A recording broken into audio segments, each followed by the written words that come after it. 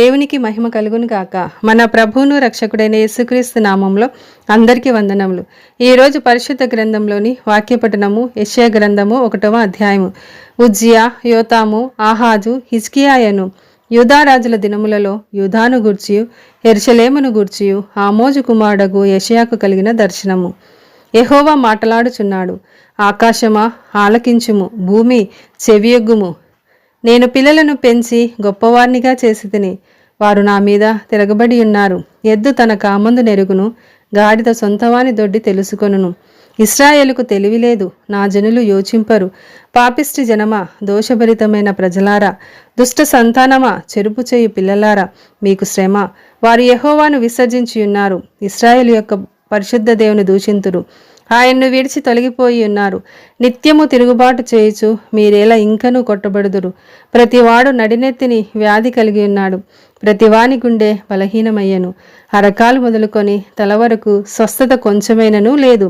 ఎక్కడ చూచినను గాయములు, దెబ్బలు, పచ్చిపుండ్లు. అవి పిండబడలేదు, కట్టబడలేదు, తైలముతో మెత్తన చేయబడలేదు.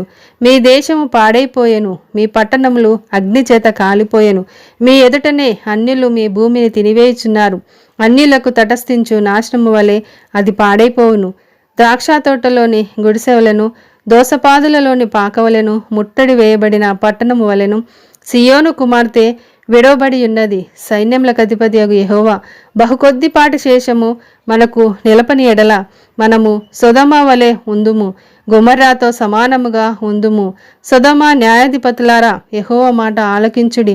గొమొర్రా జనులారా, మన దేవుని ఉపదేశమునకు చెవియొగ్గిడి. యెహోవా సెలవిచ్చిన మాట ఇదే: విస్తారమైన మీ బలులు నాకేలా? దహన బలులగు పొట్టెలును, బాగుగా మేపిన దూడల క్రొవ్వును నాకు వెక్కసమాయెను. కోడెల రక్తమందైనను, గొర్రె పిల్లల రక్తమందైనను, మేకపోతుల రక్తమందైనను నాకిష్టము లేదు. నా సన్నిధిని కనబడవలనని మీరు వచ్చుచున్నారే. నా ఆవరణములను త్రొక్కుటకు మిమ్మును రమ్మన్నవాడెవడు? మీ నైవేద్యము వ్యర్థము, అది నాకు అసహ్యము పుట్టించు ధూపార్పణము. దానినికను తేకుడి. అమావాస్యయు విశ్రాంతి దినమును సమాజ కూట ప్రకటనమును జరుగుచున్నవి. పాపుల గుంపు కూడిన ఉత్సవ సమాజమును నేనోర్చజాలను. మీ అమావాస్య ఉత్సవములను నియామక కాలములను నాకు హేయములు, అవి నాకు బాధకరములు. వాటిని సహింపలేక విసిగియున్నాను. మీరు మీ చేతులు చాపునప్పుడు మిమ్మును చూడక నా కన్నులు కప్పుకొందును. మీరు బహుగా ప్రార్థన చేసినను నేను వినను.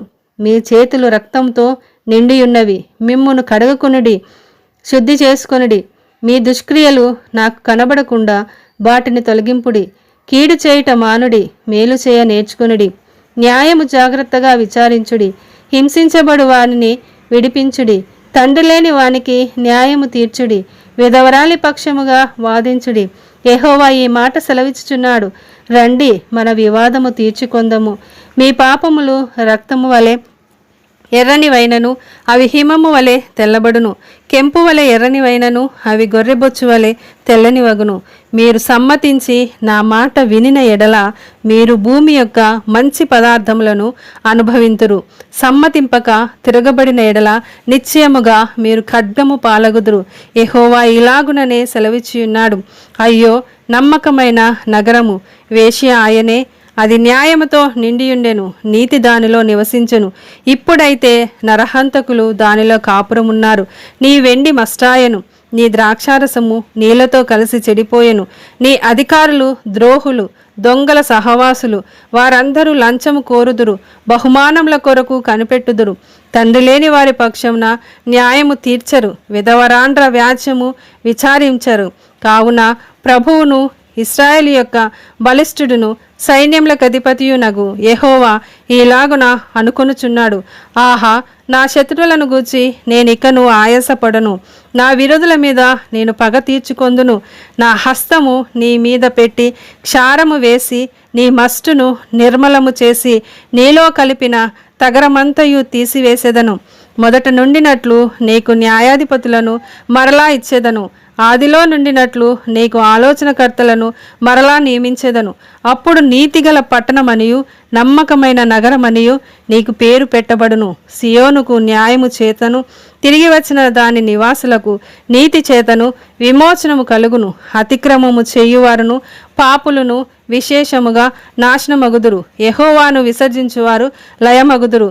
మీరు ఇచ్చయించిన మస్తకి వృక్షంను గూర్చి వారు సిగ్గుపడుదురు. మీకు సంతోషకరములైన తోటలను గూర్చి నీ ముఖములు ఎర్రబారును. మీరు ఆకులు వాడు మస్తకి వృక్షము వలెను, నీరు లేని తోటవలెను అగుదురు.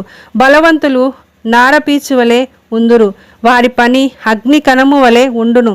ఆర్పువాడెవడును లేక వారును వారి పనియు బొత్తిగా కాలిపోవును. ఆమేన్.